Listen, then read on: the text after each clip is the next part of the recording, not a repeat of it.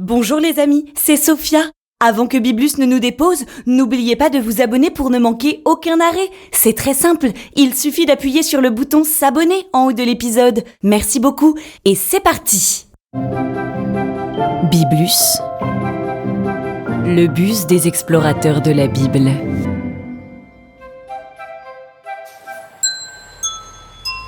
Biblus 15e arrêt, Moïse et le buisson ardent. Tout le monde descend. Le buisson ardent ? Drôle de nom pour un buisson. C'est marrant de s'appeler ardent. Qu'est-ce que ça peut bien vouloir dire ? Ah ça, tu vas très vite le découvrir. T'as bien pris tes lunettes de soleil ? Il va faire chaud. Bonne exploration, Sophia. Merci Biblus. Allons-y les amis. J'ai mes lunettes de soleil de star, mon chapeau d'exploratrice et hop ! Entrons dans ce nouveau chapitre du livre de l'Exode. Souvenez-vous, dans le dernier épisode, on a rencontré Moïse, un petit enfant sauvé des eaux par la princesse égyptienne, mais aussi grâce à sa sœur et à sa maman. J'imagine que Moïse a dû bien grandir au palais. Allons le voir. Moïse, ohé ! Oh, je le vois au loin dans la plaine. Il est sur un char habillé de dorures et de tissus précieux. En grandissant à la cour de Pharaon, Moïse est devenu un prince égyptien. Et d'après mon encyclopédie numérique biblique, les chars en Égypte étaient utilisés comme moyen de transport, mais aussi comme chars militaires. Je vois d'ailleurs Moïse qui file à toute allure. 2 chevaux tirent le char sur lequel il est installé. Les rênes sont attachées autour de sa taille, ce qui lui permet d'avoir les mains dégagées pour s'entraîner au tir à l'arc, par exemple. Eh oh Moïse ! Bonjour. Oh, doucement, tout doux. Qui es-tu ? Bonjour Moïse, je suis Sophia. Je t'ai vu recueilli des eaux par la princesse d'Égypte. Tu étais tout petit bébé. Et là, je te cherchais. Bonjour Sophia, on m'a parlé de toi. Veux-tu aller voir la construction du nouveau palais de Pharaon ? C'est la première fois que je suis autorisé à y entrer. Ah, ça va être magnifique. Monte sur mon char, on y va. Il a encore besoin d'un palais, Pharaon ? Toujours plus. Bon, je t'accompagne. Je monte. Hop, yahoo ! Nous voilà sur le chantier. Il y a du monde, dis donc. Il faut zigzaguer entre les gens et les calèches qui transportent des pierres et des outils. Il y a des échafaudages partout. Ça grouille de monde et de poussière. Atcha, atcha. Et que d'ouvriers. Ils sont tous hébreux. Souvenez-vous les amis, Pharaon les a réduits en esclavage. Ils ont l'air épuisés et tristes. Les contremaîtres égyptiens sont vraiment méchants avec eux. Ils leur donnent des coups de fouet. Pauvres hébreux. Qu'est-ce que tu as dit ? Hébreux ? Ces hommes qui sont si maltraités sont mes frères ? Oui, Pharaon fait travailler ton peuple en les contraignant par la force. Ils sont prisonniers réduits en esclavage. J'ai été élevé par ma mère. Après, elle m'a donné à la princesse qui s'est occupée de moi à l'intérieur du palais. C'est la première fois que je peux sortir seul sur les chantiers. Je rêvais de voir la splendeur de Pharaon. À la place, je vois sa cruauté. Voir mes frères maltraités ainsi, Oui, c'est terrible. Et Moïse ? Oh non, le voilà qui part en courant. Et où vas-tu, Moïse ? Attends. Ah, zut ! Je l'ai perdu dans la foule. Nom d'une cymbale, comment je vais faire pour le retrouver, moi ? Ah, là. Je vois une échelle en bois qui grimpe jusqu'au sommet d'un échafaudage. On va prendre un peu de hauteur pour le retrouver. Hop, hop, hop. Ah, alors on est bien ici. On peut voir tout le chantier. Comme c'est grand. Je vois le désert de sable qui entoure la ville et des montagnes très loin au-dessus de la mer Rouge qui s'étend à l'horizon. Bon, trouvons Moïse maintenant. Mes jumelles. Alors ça, ce n'est pas lui, c'est un Égyptien qui donne des ordres. Là, c'est un Hébreu qui taille une pierre. Là, c'est un âne. Et oh, là, dans un recoin, derrière ces blocs de marbre. Oh, ça alors ? Un Égyptien frappe un Hébreu. L'Hébreu est au sol. L'Égyptien le roue de coups.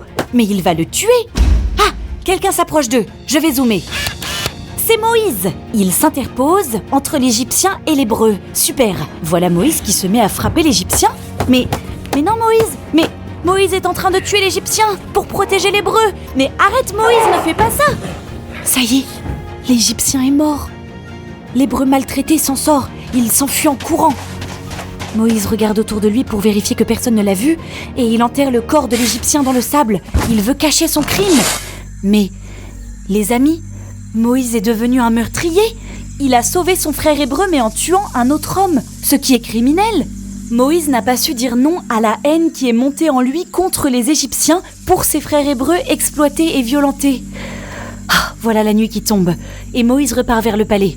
Bon, descendons de cet échafaudage et installons-nous ici pour la nuit sur ce sac de sable. Je suis encore un peu sous le choc, hein. Essayons de dormir et on y verra plus clair demain. Allez, bonne nuit.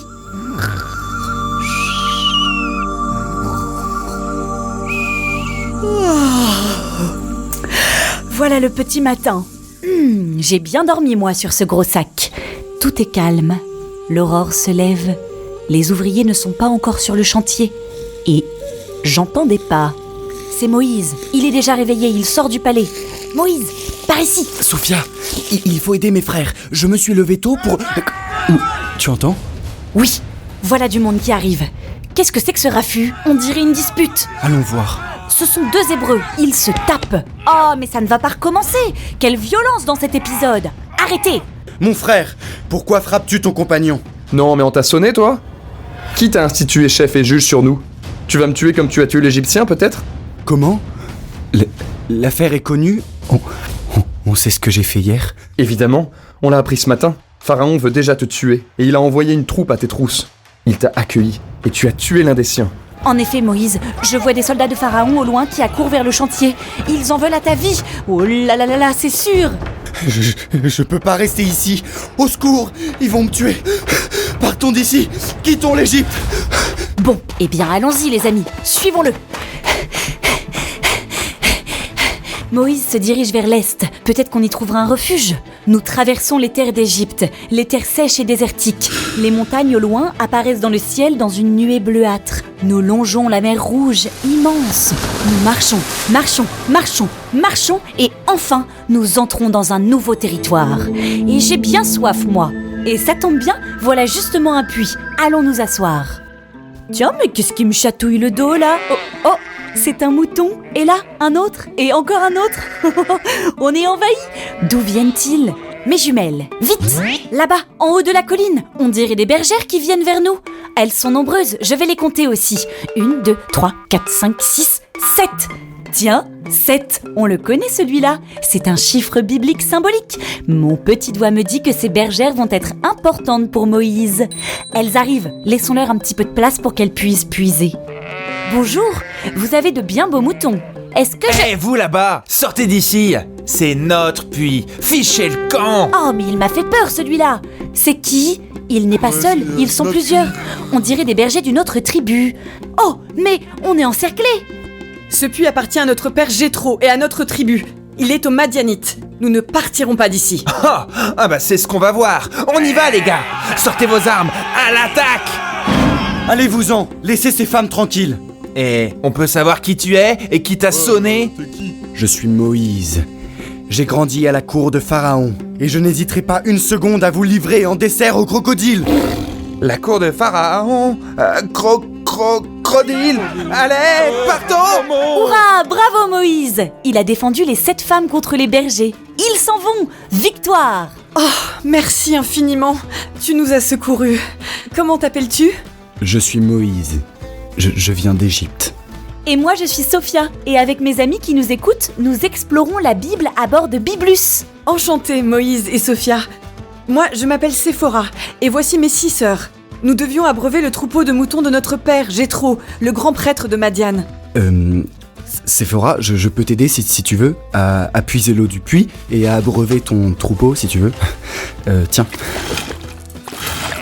Mais les amis, j'ai l'impression que Moïse n'est pas insensible à Séphora. Mais bien sûr, nous sommes près d'un puits. Et souvenez-vous, d'après mon carnet, dans le livre de la Genèse, le puits est le lieu de la rencontre amoureuse. On l'a vu avec Rebecca et Isaac, avec Jacob et Rachel. À mon avis, Moïse et Séphora vont peut-être se marier. Les jeunes femmes partent vers leur père, et nous, avec Moïse, on les attend. Ah, je vois déjà Séphora qui revient en courant avec ses sœurs.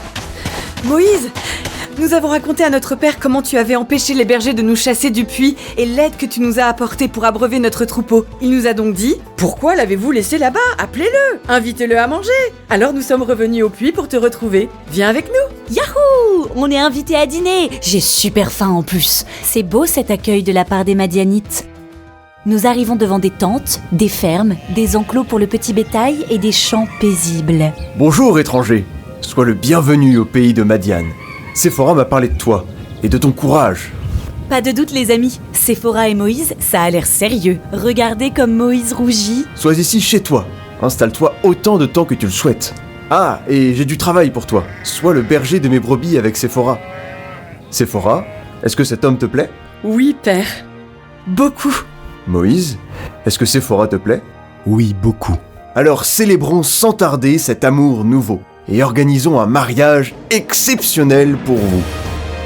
Et voilà, je vous l'avais dit, Moïse et Séphora se marient. Quel bonheur! C'est la fête! Des musiciens jouent de la cithare, on mange des dattes et des biscuits dégoulinants de miel. Les jours passent. Moïse travaille bien pour Jéthro. Avec Séphora, ils ont même un enfant ensemble. C'est un fils qu'ils appellent Gershom. Et d'après mon dictionnaire français-hébreu, Gershom veut dire « immigré en ce lieu », là-bas. J'appelle mon fils Gershom, car je suis devenu un immigré en terre étrangère. Les Madianites m'ont accueilli alors que j'avais quitté l'Égypte.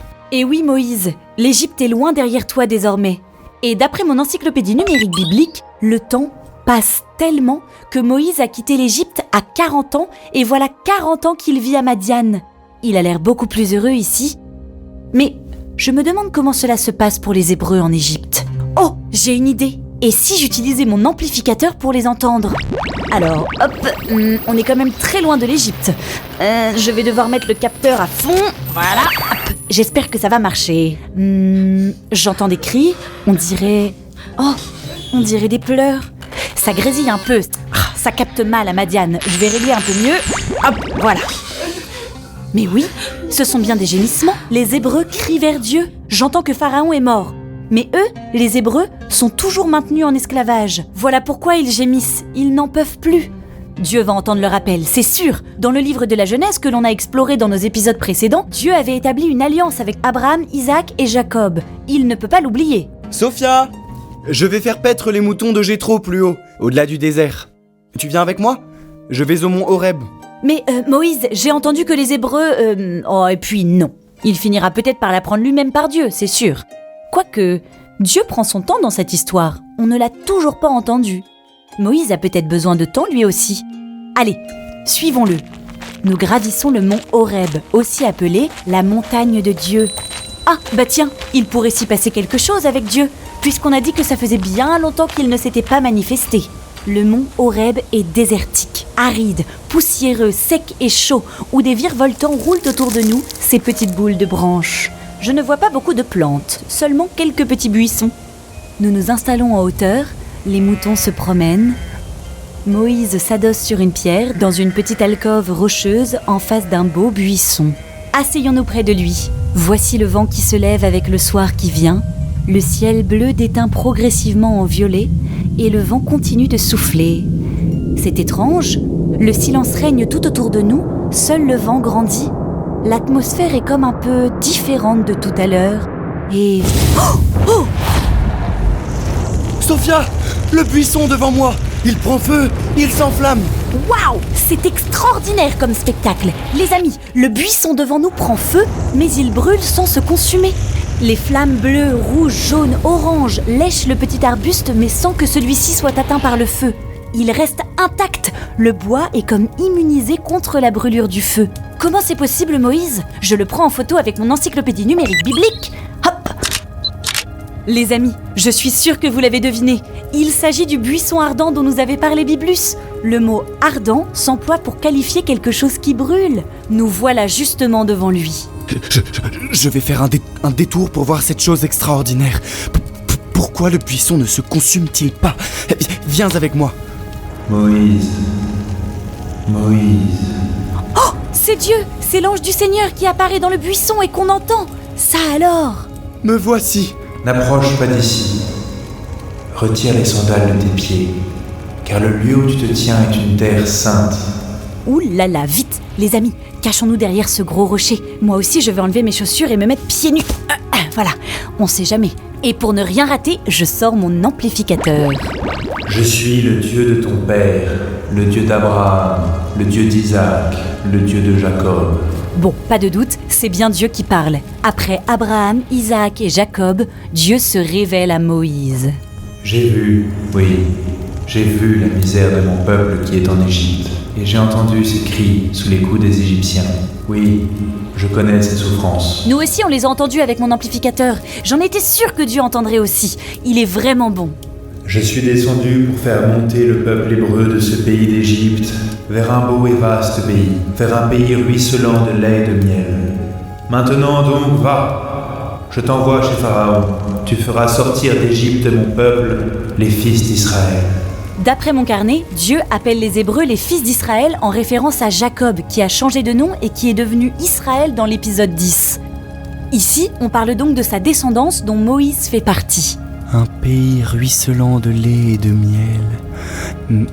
Mais qui suis-je pour aller trouver Pharaon et pour faire sortir d'Égypte les fils d'Israël? Je suis avec toi, et tel est le signe que c'est moi qui t'ai envoyé. Quand tu auras fait sortir d'Égypte mon peuple, vous me rendrez un culte sur cette montagne. Bon, les amis, si je comprends bien, Moïse est désigné par Dieu pour être le sauveur du peuple hébreu. C'est lui qui va les libérer de leurs conditions d'esclaves et les faire sortir d'Égypte. Et s'il réussit, ils reviendront ici pour rendre gloire à Dieu. Nous verrons sans doute cela plus tard.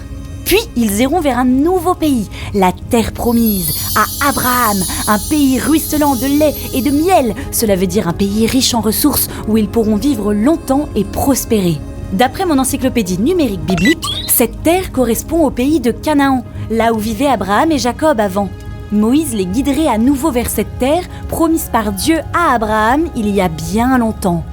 Mais Moïse va-t-il accepter cette mission ? J'irai donc trouver les fils d'Israël et je leur dirai « Le Dieu de vos pères m'a envoyé vers vous ». Mais Seigneur, ils vont me demander quel est ton nom. Que leur répondrai-je ? Je suis qui je suis. Tu parleras ainsi aux fils d'Israël. Celui qui m'a envoyé vers vous, c'est « Je suis ». Je ne comprends plus très bien. Regardons à nouveau dans mon texte biblique. Dieu se présente en disant « Je suis ». Ça veut dire que Dieu est le verbe être. Et ce verbe être en hébreu est utilisé à tous les temps, passé, présent et futur. Oh là là, donc ça veut dire que Dieu est éternel. Il est celui qui est, qui était et qui vient.